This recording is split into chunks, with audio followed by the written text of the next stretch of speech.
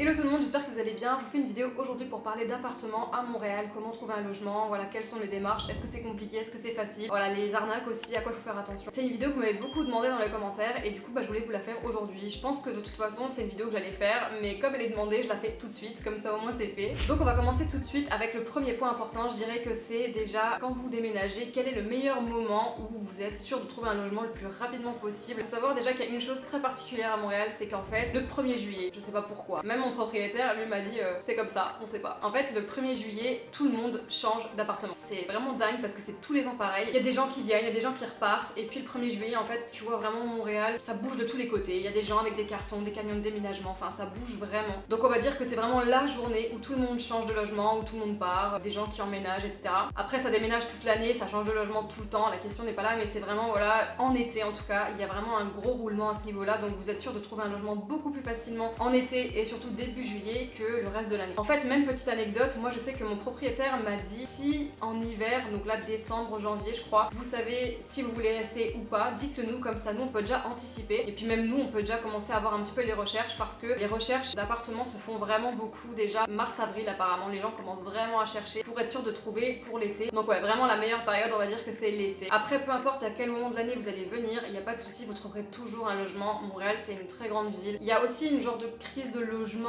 parce que les prix augmentent, je vais vous expliquer aussi, mais dans la globalité les loyers sont déjà moins chers que ce qu'on a en France, surtout si on habite Paris. Mais ça aussi on va y venir parce que du coup il y a beaucoup de Français qui se font arnaquer. Deuxième point important, ça va être forcément si vous êtes en France ou en Belgique ou peu importe, comment faire pour trouver un logement à Montréal et être sûr d'en avoir un au moment où vous allez venir. En fait le truc c'est que, je vais être honnête avec vous, il vaut mieux prendre un Airbnb au moment où vous allez venir et chercher sur place parce que c'est vrai qu'il y a énormément d'arnaques. Vous avez des sites, comme on a nous par exemple Le Bon Coin, ici ça s'appelle Kijiji et sur Kijiji vous avez de tout. Et vous allez avoir plein d'annonces de logements, mais le problème c'est qu'il y a énormément d'arnaques. Il y a eu des gens qui se sont fait avoir avec des logements qui n'existaient même pas ou alors des logements qui n'avaient rien à voir avec la réalité. Aussi les gens disaient d'avancer des loyers, mais ici c'est illégal en fait, ça ne se fait absolument pas, tu ne peux pas payer des loyers d'avance. Et dans ces arnaques là ils demandent toujours de payer les loyers d'avance jusqu'à ce que vous veniez, mais au final quand t'arrives il n'y a plus rien, puis t'as payé dans le vide, donc faut faire hyper attention avec ça, vraiment. Le mieux à faire c'est prenez un Airbnb, nous c'est ce qu'on a fait. On est arrivé le 20 août et on a pris un Airbnb jusqu'au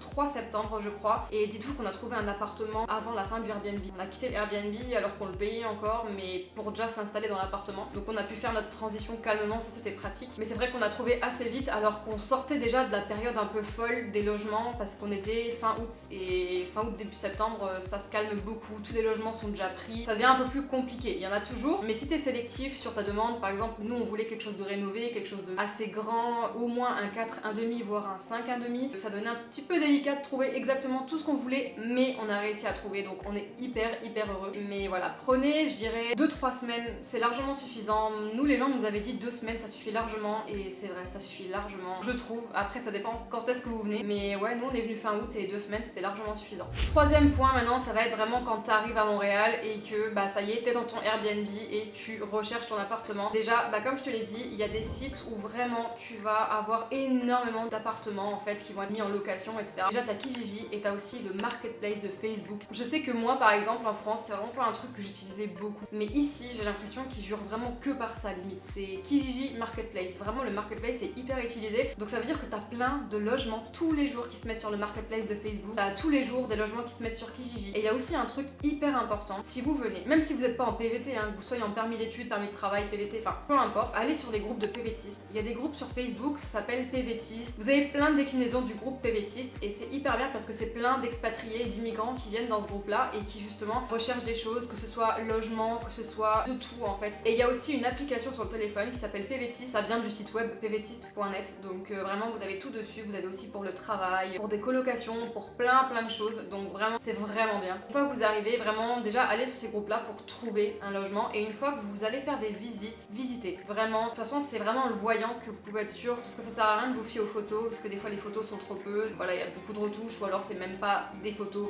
de l'appartement, il y a beaucoup d'arnaques, on revient au même truc. Et il y a aussi des gens qui disent baladez-vous dans les quartiers. En fait ils disent que quand tu te balades dans les quartiers, déjà tu peux voir quel quartier tu veux habiter, et que du coup ils mettent des affiches généralement sur les terrasses, les portes, en disant à louer. Si je devais faire une chronologie, alors il y a des personnes qui ont des avis différents que je peux avoir, enfin on a tous des avis différents, mais moi il y a des personnes qui m'avaient dit quand t'arrives, ouais tu prends un Airbnb et avant de chercher l'appartement tu cherches ton travail, comme ça au moins tu peux, si tu tu prends les transports en commun, tu peux déjà savoir sur quelle ligne de métro à peu près tu vas te situer avec ton boulot et tu vas essayer de te mettre dans un quartier qui est proche de ton lieu de travail pour ton appartement. Alors ça c'est vrai que c'est oui ou non. Moi je sais que déjà il faut savoir qu'à Montréal il y a énormément de travail, mais vraiment. Ça dépend après dans quel secteur tu vas, si c'est plus ou moins restreint. Dans certains travails comme moi je peux faire, je me dis que je vais pas forcément rester dans cette entreprise là tout le temps. Peut-être que dans 6 mois je serai ailleurs, peut-être que dans un an je serai ailleurs, je ne sais pas. Donc c'est vrai que je préférais trouver un appartement dans un quartier qui me plaît et ensuite aller trouver un travail et voir si je peux m'y rendre facilement ou pas, que l'inverse, parce que je sais que moi personnellement je peux être amenée à changer d'entreprise. Mais si des personnes savent qu'elles vont rester dans une même entreprise et qu'elles comptent pas vraiment bouger et rester vraiment là où elles sont, c'est vrai que trouver ton travail et ensuite ton appartement par rapport à ton lieu de travail, ça peut être intéressant. Puis bien évidemment, entre temps, tu vas à la banque, tu vas faire ton téléphone, etc. Les téléphones, les forfaits ici, c'est assez cher. On arrive quand même à s'en sortir vraiment. Si vous êtes étudiant, n'oubliez jamais que vous avez des offres étudiants partout, mais vraiment à toutes les sauces. Donc vraiment pensez-y, si vous êtes étudiant, ça peut être hyper intéressant. Ensuite, point suivant, je dirais qu'il faut aussi, donc comme je vous l'ai dit un petit peu avant, il y a plusieurs quartiers dans Montréal. Montréal c'est quand même relativement grand. Vous avez plein de quartiers. Il y a des quartiers qui sont assez sympas. J'ai rencontré plein de personnes qui me disent ah bah moi je suis ici, c'est sympa, ah moi ci, moi ça. Apparemment Little Italy est plutôt pas mal. Il y a le quartier de Rosemont, donc c'est assez grand. Dans Rosemont vous avez encore des petits quartiers, mais Rosemont est pas mal aussi. Vous avez aussi Côte-des-Neiges, apparemment c'est sympa. Et vous avez aussi le plateau. Alors le plateau, si vous êtes français ou vous venez d'Europe ou quoi, vous avez déjà certainement dû entendre parler de ça. En fait le plateau c'est la petite France en fait. C'est vraiment, il y a tous les Français qui se retrouvent là-bas. Si vous voulez vraiment vous intégrer au Québec, à la ville et ne pas vous retrouver un peu en gang de Français comme ça, n'allez pas au plateau. En plus de ça, par rapport au logement, c'est relativement cher. Les logements en fait sont assez anciens. C'est pas du tout rénové, c'est vieux. Les décorations, c'est pareil. Tout est très vieux, même les meubles. C'est pas top et vous payez ça une blinde, vraiment. Mais après, le quartier est sympa, mais les loyers sont très chers, que ce soit pour les logements ou pour les magasins. Il y a beaucoup de magasins qui ferment. Si vous vous baladez au plateau, vous avez en fait beaucoup de commerces qui ferment parce que les loyers sont devenus tellement chers que les commerces ferment. Et puis même au niveau des appartements, au plateau, majoritairement, tu vas avoir des colocations parce que pour un certain loyer, tu te mets à plusieurs dedans. Puis c'est assez dynamique, hein. T'es proche de l'avenue,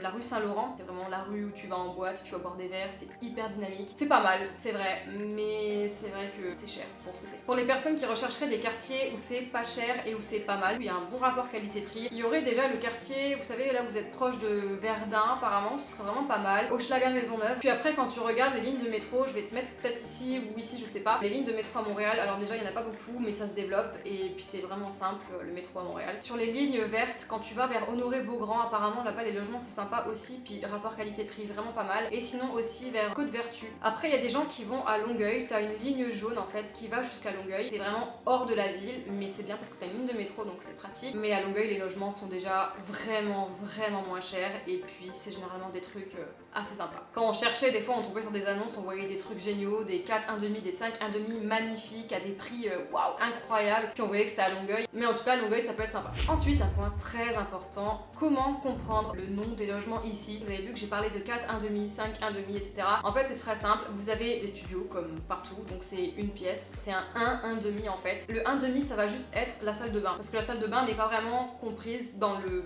reste des pièces qui est marqué. Donc le 1,5 c'est la salle de bain. Ça veut dire que nous par exemple, on a un 4 1,5, ça veut dire qu'en fait on a 4 pièces plus une salle de bain, tout simplement. Au niveau des prix, évidemment, faites hyper attention. Donc ça, je vais vraiment développer ce point-là. Vraiment, c'est hyper important. Les prix, comme je vous l'ai dit, les loyers sont moins chers ici qu'en France et nettement moins chers qu'à Paris. Ça veut dire qu'il y a des Parisiens, c'est généralement des Parisiens qui arrivent ici et qui se font avoir. Quand vous arrivez et que vous êtes français, certains en profitent parce qu'ils vont se dire ah tiens, il ou elle est française, on va monter les prix et ils remarqueront rien. Puis du coup, eux ils facturent plus que ce qu'ils devraient. Et vous vous faites avoir à payer plus cher alors que ça vaut beaucoup moins cher. Je pense notamment des fois à des annonces même qui passent sur les groupes de PVTistes. Faites hyper attention à ce que vous voyez parce que quand vous voyez défiler des annonces du style je suis en colocation, vous avez une superbe chambre, 1100 $ la chambre. Mais mec, non, pas 1100 $ la chambre, ça va pas ou quoi? Non, c'est beaucoup trop cher.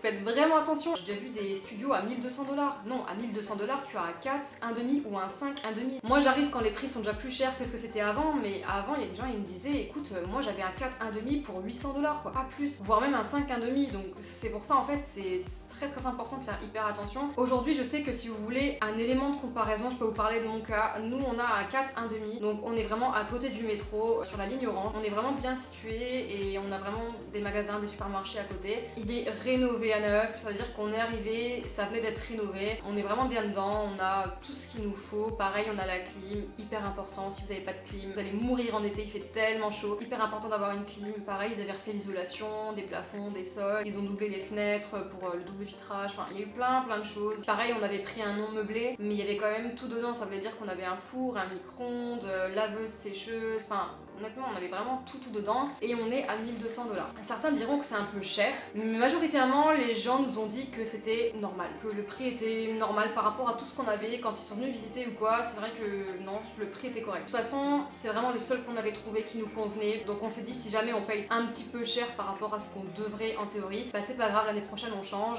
Et voilà. Faire attention aussi, apparemment tous les ans vous avez une petite hausse des loyers. Ça peut être entre 0 et 5 $, ça peut aller jusqu'à 10, mais voilà, c'est apparemment par rapport au coût de la vie, les loyers augmentent comme ça tous les ans quand vous êtes chez quelqu'un. Mais en tout cas voilà pour tout ça par rapport au logement. Je pense que j'ai essayé d'évoquer le plus important. Si cette vidéo t'a plu et que t'as eu toutes les réponses que tu cherchais, n'hésite pas à mettre un petit like, ça me fera super plaisir. Et puis si jamais tu peux suivre toutes nos aventures à Montréal, parce que je fais pas mal de vlogs ici, n'hésite pas à t'abonner. Je fais aussi de la photo, donc je fais des fois des vidéos en rapport avec ça, donc si jamais t'aimes la photo, tu peux t'abonner aussi. Et en tout cas, je vous dis à très bientôt pour d'autres vidéos. Prenez soin de vous. Ciao ciao.